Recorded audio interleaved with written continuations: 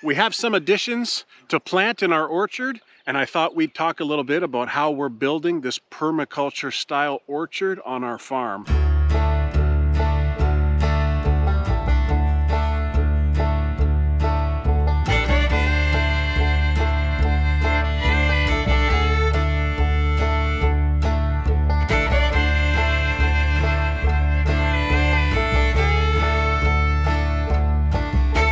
Dexter, let's go. Maggie!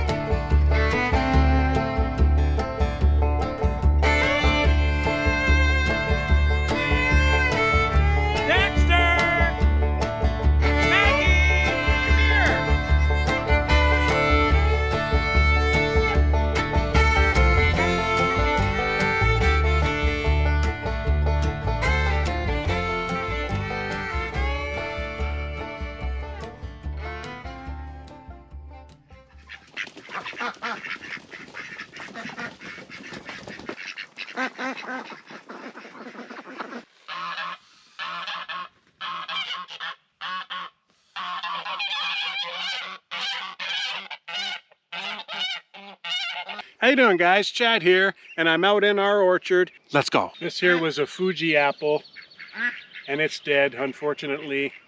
Didn't survive.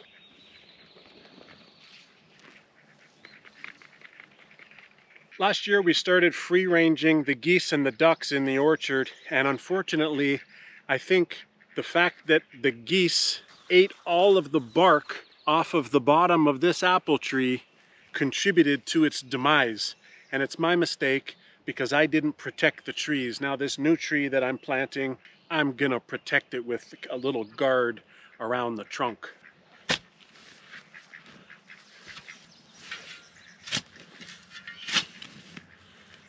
Anytime I do any fresh plantings, because the soil in our area here is so sandy, I always add some triple mix soil.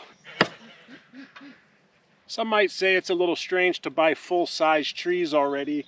This is probably a 5.5 foot apple tree. And yeah, it's true, I could have bought like seedlings or a lot smaller trees and they would have been a lot cheaper. This was $50 Canadian at my local nursery. But I mean, it already has like 6-7 years worth of growth. So hopefully within the next 3 years, this is gonna already be producing fruits and helping to cross-pollinate the rest of our orchard.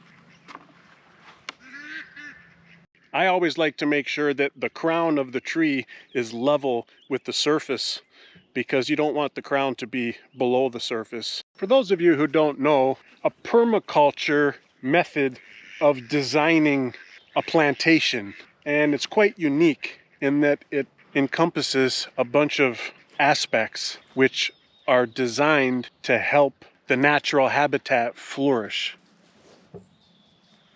One of the aspects is that you incorporate nitrogen fixing plants in and around your other plants. And in our case, these are fruit trees. As many of you may already know, plants generally use the nitrogen that's in the soil. Nitrogen fixers actually add nitrogen to the soil. The nitrogen fixer that I chose is this tree right here. It's called a honey locust. There are several different kinds of locusts. Some people use black locusts. I chose the honey locust because it's thornless. The trouble with locust trees is that they have thorns and they're a pain in the butt to work with.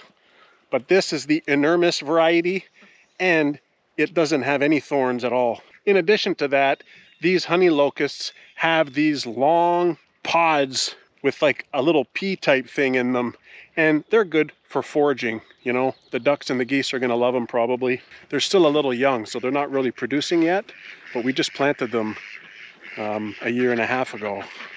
Now what we also did is we took it a step further and we decided to free range our ducks and our geese and maybe some future animals as well, all throughout the orchard.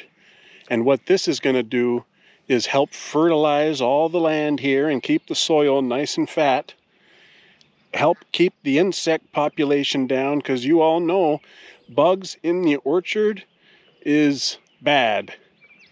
And it's also going to help keep the grass down, so less labor around the farm because the geese help to mow the lawn.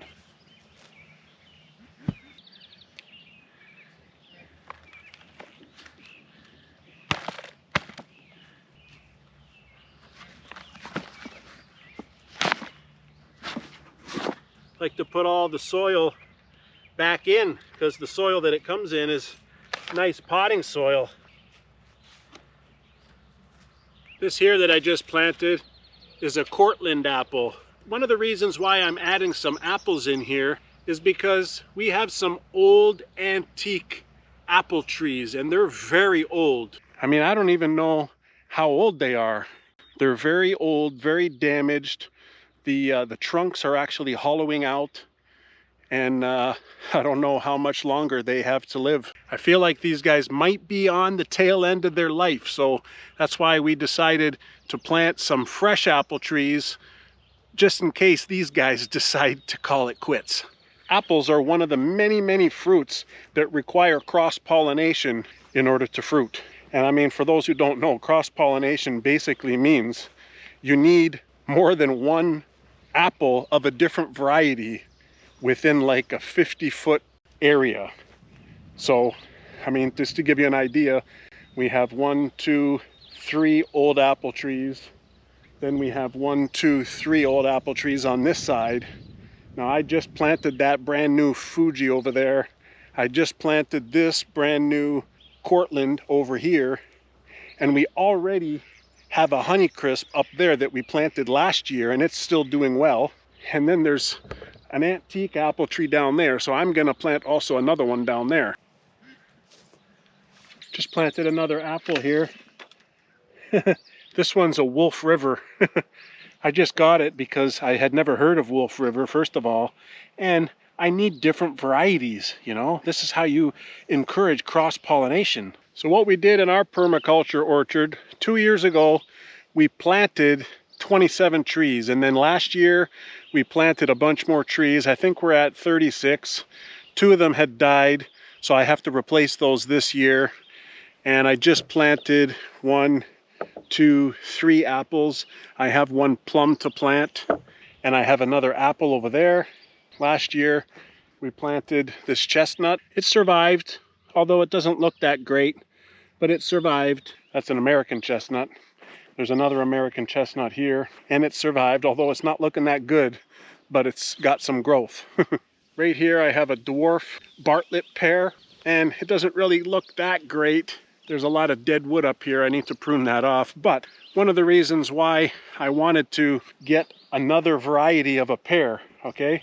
This is a Bosch pear that I just got, and really I needed another variety of pear. There's this giant tree right here, and it's a pear tree. I have seen a few fruits on it, but basically in the spring it's full of flowers, full, and I might get 5 fruits. So something's going on. I'm thinking maybe it didn't have enough cross-pollination. So this is like a native pear tree. I don't even know what kind of pear it is. This one here is also a native pear, so I think the 2 of these are not getting enough cross-pollination, so I figure I'll plant a different variety, and that's what that Bosch is for. Here's another chestnut. It's not looking too bad. Over here, there's a walnut. This is a black walnut, and it's looking good. Down here, a little bit further away, I also planted a couple more black walnuts. There's a black walnut right here. There's also a black walnut over here. Dexter, what are you doing? Cats are always following me around the farm. That's what I really love about the cats, guys. You know, they make you feel so good. Even the 2 dogs, Molly and Olive, they're over just hiding in the shade because it's super hot and sticky today and there's lots of bugs. I think they're just hiding in the shade. They're not even keeping me company out in the orchard. These black walnuts need to be planted away from all the other fruit trees because of the juglone. There's a substance inside the root structure of a black walnut called juglone, and that'll basically kill anything. You can't put it close to your veggie garden. You can't put it really close to any other fruit trees because they won't thrive because of the black walnut. And my Darden and I really wanted some walnuts, you know? We want to sprinkle our walnuts on top of our salad. Again, just that much closer to self-sufficiency.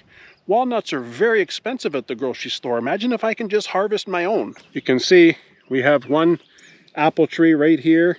Next is a Bing cherry. Next is an Asian pear. Next is that Fuji apple that I just planted. And way up there is a honey locust. And then the last tree down there is a plum. So you can see they're all in a straight line. They're planted 25 feet apart. I counted out the paces myself. And of course, that's just to account for future growth. You know, you don't want your trees to be too close together. Our orchard here is roughly an acre. And I have about half of that fenced in with this temporary fencing to keep the ducks and the geese in. Eventually, I'll have this entire orchard fenced in with some permanent fencing, and I won't have to use this temporary stuff. You know, that's going to take a little bit more time and a little bit more moolah. Molly, what are you doing under there? What are you doing? You okay? While all of our fruit trees are still young and small, we planted a bunch of blackberries and raspberries in between the trees. It's going to take many, many years before the fruit trees get big, so you might as well utilize your land in between. And here's a nice raspberry. It's growing really nicely. It's starting to get little tiny buds, and I'm sure it's going to give some nice fruit set this year. Really do appreciate you watching, folks. And don't forget to pound that like if you enjoyed the video, and subscribe and follow along and find out how this permaculture orchard ends up in a few years. It's going to be interesting, it's going to be awesome, and it's going to be fun. So thanks for watching, and you guys take care, eh?